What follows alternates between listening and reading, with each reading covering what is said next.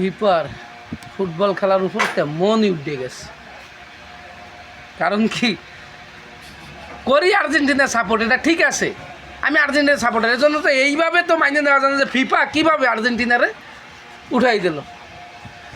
খেলার প্রতি মন উঠে গেছে, যা ফুটবল খেলাই আর দেখবো না।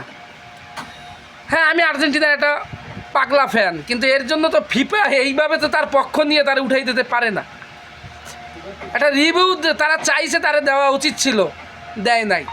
কিন্তু আর্জেন্টিনারে যখন ঢেঙ্গায় একটা গোল দিল, সেইটা কত সুন্দরভাবে ক্লিয়ারভাবে এদিক খোঁজে ওদিক খোঁজে, কোন জায়গায় ভুল আছে, ভুল গেঞ্জি টাইনে ধরছে, গোল বাদ দিয়ে দিল।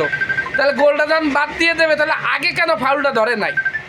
গেল লাস্টের যে গোলটা হইল, মিশরের প্লেয়ারটারে ফালাই দিয়ে বলটা নিয়ে গেল, তাহলে সেইটারে কিসের জন্য তারা রিভিউ দিল না?